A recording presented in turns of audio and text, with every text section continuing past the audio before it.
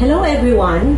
Ako po si Dr. Grace Carol Beltran, ang inyong dermatologist, genetologist at aesthetic surgeon.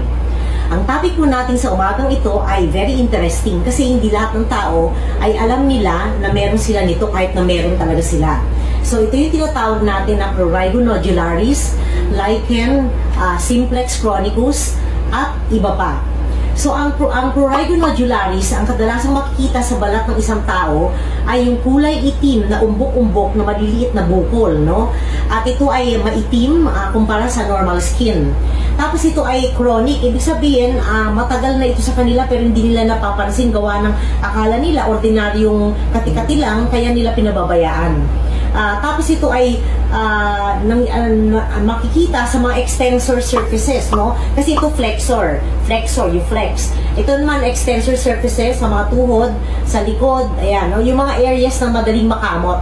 So, ito ay sobrang kati, very pruritic, no? Unimpeded itch scratch cycle, meaning to say, hindi tumitina o hindi humihinto ng pagkamot ang isang pasyente na meron nito. So, araw-araw nagkakamot siya, kaya ang tendency ng balat ay kumapal para proteksyonan ang sarili niya para hindi magkasugat. Pero ganun pa man, kahit na ito ay pinoproteksyonan ang sarili niya sa pamagitan ng pagkakapal, kubisan makakakita pa rin tayo ng mga sugat-sugat, excoriations, fissures, o mga deep ulcerations, no? Kasi nga gawa sa sobrang pagkakamot ng pasyente. Ito ay more common among females. At ito, ang incidence nito ay 72 people out of 100,000 ang meron nito. So, mas marami ang babae and usually it occurs at the age of 18 to 64 years old. Yun. At ito ay kadalasan na nauugnay sa mga iba pang sakit. Ano yung mga sakit na nauugnay dito? Halimbawa, endocrine problems. Like for example, you have diabetes. If you have diabetes, pwede kang kumati ang balat mo at magkaroon ka ng prurigo nodularis at yung iba pang babanggitin ko later on. Kapag ikaw ay merong thyroid problem, ganun din, ano? Pwede rin mag-dry ang skin mo, lalo na kung hypothyroidism to, at ito ay mangangati din. So, other than endocrine diseases, pwede ka rin magkaroon nito kapag ikaw ay may chronic renal failure, kunyari may CKD ka, chronic kidney disease, pwede ka rin magkaroon. O kung ikaw ay may mga internal malignancies, hematologic malignancies, yung blood cancer like lymphoma, polycythemia rubra vera, at saka mga yung isa pang klase ng lymphoma, yung Hodgkin's lymphoma, no? Pwede ka rin magkaroon ng prurigo nodularis. Bukod pa dito, pwede ka rin makakita ng prurigo nodularis sa mga tao may hepatobiliary disease, meaning yung kanilang bile duct, yung kanilang liver, gallbladder ay affected, no? May obstruction dun sa mga lugar na yun ng organs nila. Tapos, pwede rin itong mangyari kung ikaw ay buntis, no? Lalo na during the first and the second trimester, where the dermatosis of pregnancy usually occurs, kagaya ng PUPP, polymorphic eruptions of pregnancies, yan, pwede rin. At yung mga gumagamit ng ovulation-inducing agents and progesterone, so pwede rin siyang drug-induced. Yan. In other cases, it may be idiopathic, meaning to say, hindi mo makikita yung cause ng problem, no? Basta lang siya lumalabas. So, idiopathic ang tawag doon, hindi mo ma-identify kung renal ba to, kidney ba to, liver ba to, lungs ba to, yan. So, kung ikaw ay may cancer of the lungs din, meron kang, iba pang cancer sa ibang katawan, pwede ka rin magkaroon. Tapos kung ikaw ay may infection, like for example, HIV. Itong HIV, ang dami talagang pwedeng lumabas sa balat, no? So, ang prurigo nodularis ay isa lang dito sa mga sakit sa balat na pwedeng lumabas sa isang tao na may HIV o may AIDS. Pwede rin lumabas ito sa mga tao may hepatitis C, no?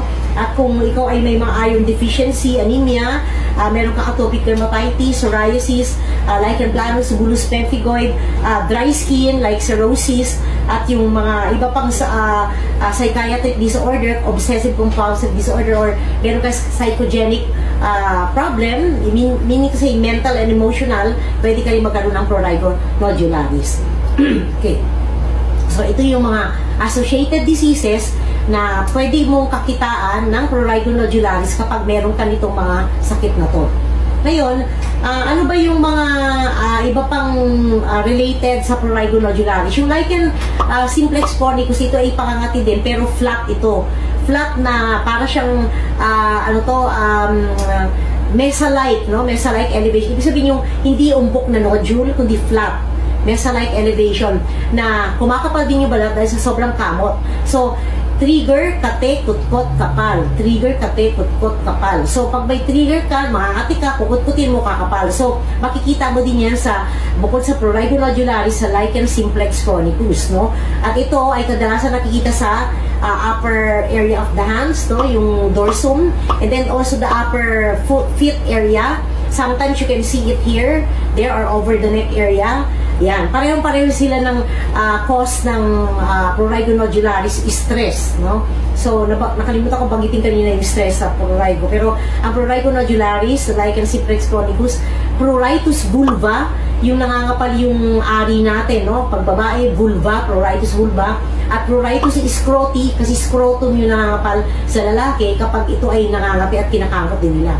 So, lahat ng ito ay tinatawag natin under neurodermatitis. Kapag tayo ay merong problema sa emotional or mental or even diseases inside our body, you can develop all this kind of skin manifestation or skin problem. Ayun, ang prurigo nodularis ay kailangan hindi lamang gamot-gamot lang, hindi lamang pamahid-pahid lang, kundi i-evaluate din natin yung general well-being ng pasyente by doing several tests. Like for example, CBC with platelet count, complete metabolic panel, thyroid studies, no? Like yung T3, T4, TSH, tapos yung urinalysis, stool exam, HIV antibodies, chest x-ray, serum IgE, para masigurado natin kung meron ba wala silang internal problem na kasabay ng prurigo nodularis or nung iba pang neurodermatitis na na-mention ko kanina, lichen simplex chronicus, pruritus vulva, or pruritus scroti. Ngayon, sa ang pag-aalaga sa mga ganito may sakit ay kailangan nating putulan sila ng mga kuko, mahabang kuko, para pag nagkakamot sila, hindi nila nasusupatan ng kanilang balat. Tapos, they have to wear protective clothing like gloves, no, to prevent them from chronic scratching and scratching deeply, para i-remind sila na dapat huwag sila magkamot pag nafe-feel na nila magkamot dahil naka-gloves sila. Tapos, also use mild soaps, mild emollients or lotions. Pag makati naman, kailangan natin bigyan ng mga yung mga mentholated or mga phenolated na mga lotion. Pero kagaya ng Sarna lotion, pwede natin ibigay yan. Pero kailangan bigyan mo din sila ng mga emollient, hindi lang Sarna lotion. Ang Sarna lotion can just relieve the itching, but it will not correct the problem if there is dry skin. Ngayon, you let the patient stay in a cool, comfortable environment, and there should be a reduction of stress. I-remind mo sila na kailangan huwag sila masyado mag-isip, huwag sila masyado mag-worry, kasi nakakadagdag sa katito ng kanilang balat. In other cases, we have to apply talaga yung mga gamot na. Kunyari, injection, corticosteroid injection, topical corticosteroid, topical calcineurin inhibitors like pimecrolimus, tacrolimus, topical capsaicin para sa itch, topical vitamin D na mga creams, no? Tapos pwede rin tayo magpahid ng mga magbigay ng mga antihistamine, no? Kumisan dala-dalawang antihistamine ang kailangan.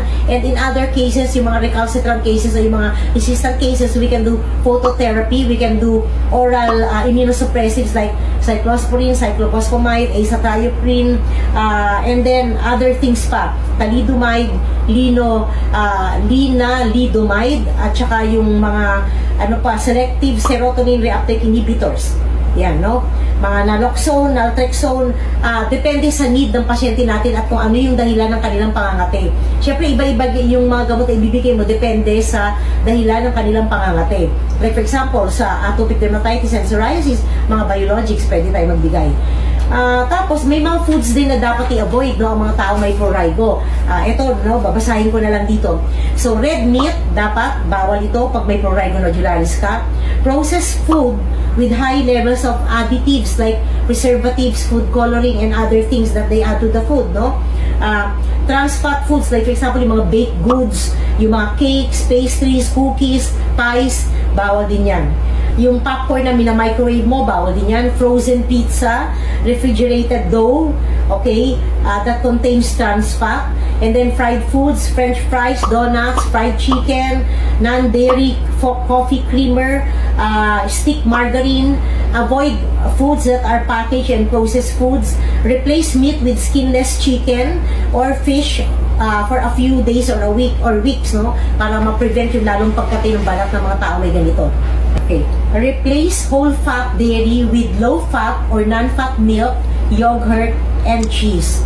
And then, yun, no, kung makakontrol natin ang habits natin at mababago natin ang lifestyle natin, lalo na when it comes to food, then we can minimize the extreme pruritus or yung sobrang pangangate ng tao na may prurigo nodularis, lichen simplex chronicus, pruritus vulva, and pruritus scroti. Okay, so please, if you have any questions, you can just call the following numbers. And also, please like and share my account. Until our next topic, very interesting na naman yung susunod na topic. So, wait and watch for it. Thank you. Bye-bye.